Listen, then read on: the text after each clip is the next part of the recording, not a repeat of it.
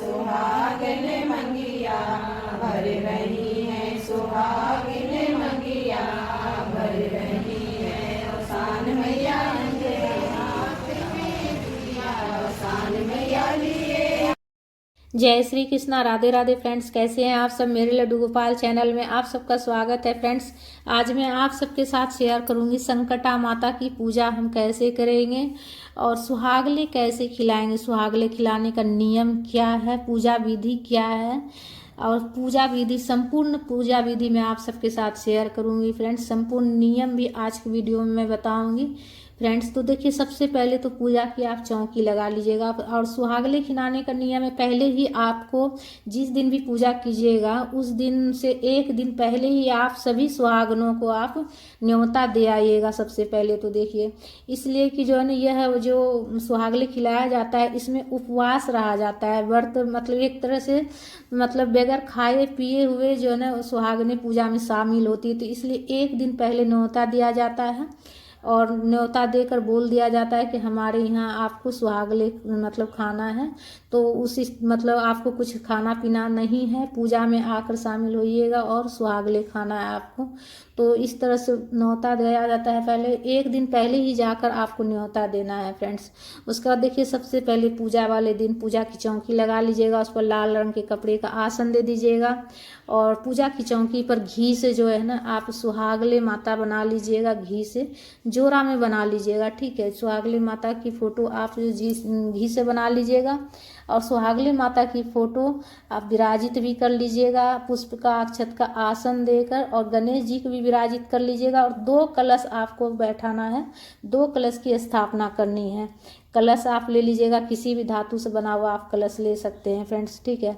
कलश में देखिए कलश पहले लग चुका है और वीडियो का स्पीड बढ़ा हुआ है, इसलिए से मैं बताते जा रही हूँ पूरा पूजा विधि।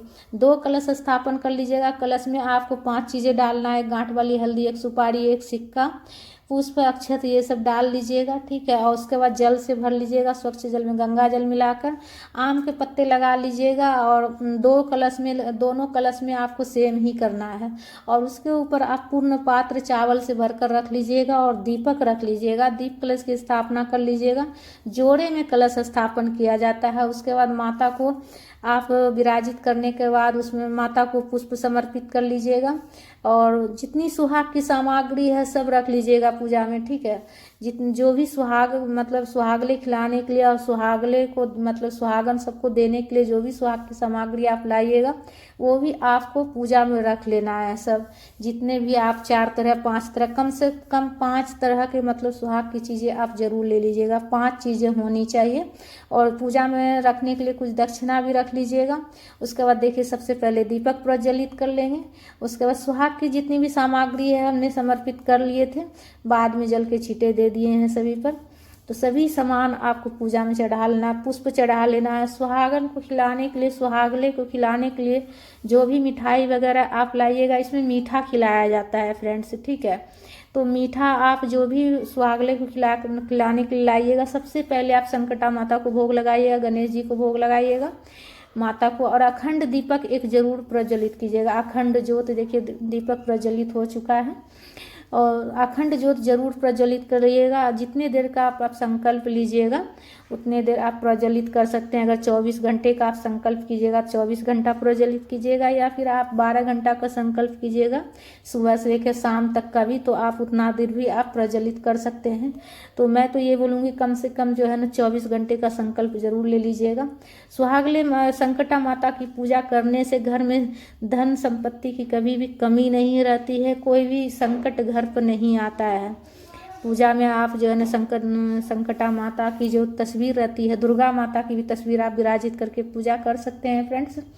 और पूजा में आप अक्षत चढ़ा लीजिएगा, पुष्प चढ़ा लीजिएगा, जो भी मिठाई आप सुहागले खिलाने के लिए लाए हैं वो भी आप माता को भोग लगा लीजिएगा। सबसे पहले आपको सब चीज़ माता को ही चढ़ाना है। और जितने भी आप मतलब कम से कम आप देखिए 11 सुहागले आप खिला सकते हैं, 11 सुहागन को आप खिला सकते हैं, 21 सुहागन को आप खिला सकते हैं।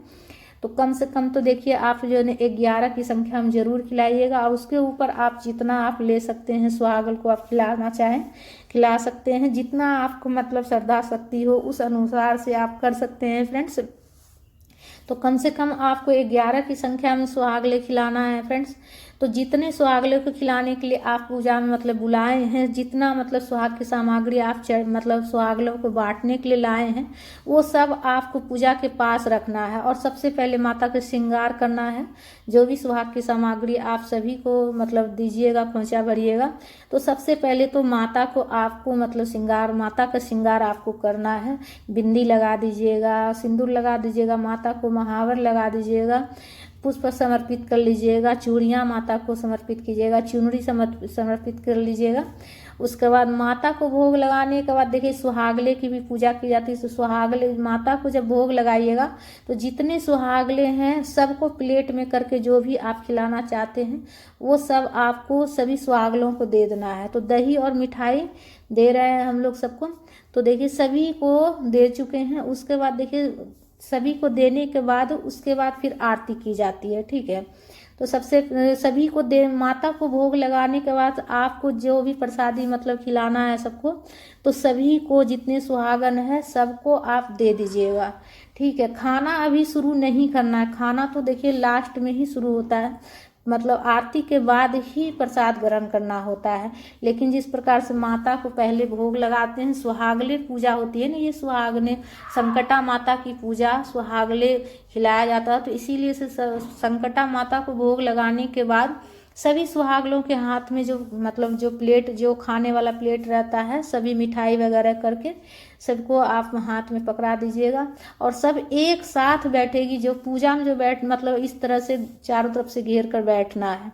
उसके बाद देखिए आरती शुरू हो गया है। सभी मिलकर आरती किया जाता है। इसमें सबको मिलकर आरती करना है और एक दूसरे के हाथ पकड़ते हुए इस प्रकार से आप देख सकते हैं, एक दूसरे का हाथ पकड़ते हुए आरती करना है। इस प्रकार से सभी मिलकर आरती कर लेंगे फ्रेंड्स। तो इस तरह से आरती किया जाता है फ्रेंड्स। आरती करने के बाद जो है ना, उसके बाद ही प्रसाद ग्रहण किया जाता है। सबसे पहले आरती, उसके बाद प्रसाद ग्रहण किया जाता है। आरती करने के बाद आचमनी कर लेना है। आचमनी करने के बाद ही जो है ना पूजा पूर्ण होती है। उसके बाद माता को मतलब सबसे पहले माता से सिंदूर लगाकर माता को, उसके बाद माता से सुहाग लिया जाता है। उसके बाद ही प्रसाद ग्रहण किया जाता है। आरती करने के बाद पूरा जितनी सुहागन सब आरती ले लेगी, आरती ले लेगी। माता को आरती करने के बाद पूरा सुहागन जितना है सब आरती ले लेगी। उसके बाद माता को सबसे पहले सिंदूर लगाएंगे, उसके बाद सुहाग ले लेंगे। सुहाग लेने के बाद उसके बाद पूरा जितना भी मतलब सुहागन है सभी प्रसाद ग्रहण करेगी। तो इसमें प्रसाद ग्रहण करने का नियम ये है फ्रेंड्स कि जो है ना, जितने सुहागले हैं, जितने सुहागन आप खिलाइएगा, वो जो आप खिलाइएगा वो प्रसाद घर लेकर नहीं जाना होता है।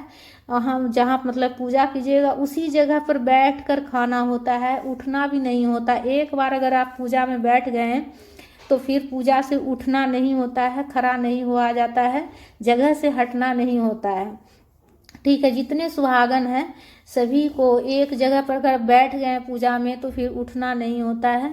उसी जगह पर प्रसाद बैठकर ग्रहण करना होता है और बिना बातें किए हुए प्रसाद ग्रहण करना होता है। और ये प्रसाद जो है ना घर लेकर नहीं जाया जाता है, पूरा प्रसाद ग्रहण करना होता है। इसमें प्रसाद छोड़ा भी नहीं जाता है कि हाँ इतना मिठाई नहीं खा सकें तो छोड़ देंगे, इसमें प्रसाद छोड़ा भी नहीं जाता है फ्रेंड्स। माता से सुहाग ले लेंगे, पूरा जितने भी सुहागन है सभी माता से सुहाग लेने के बाद प्रसाद ग्रहण कर लेंगे। उसके बाद प्रसाद ग्रहण करने के बाद जो है ना सभी जितने भी सुहागने हैं प्रसाद जब ग्रहण कर लेगी तो सभी को सुहाग की सामग्री देकर, खोचा देकर ही विदा किया जाता है। जितना आप सुहाग की सामग्री लाइएगा सभी को सुहाग की सामग्री देकर, उसके बाद दक्षिणा देकर प्रणाम करके ही मतलब विदा किया जाता है। जितने सुहागन हैं, जितने सुहागले को आप खिलाइएगा सभी को खोंचा भरकर दक्षिणा देकर प्रणाम करके ही विदा किया जाता है।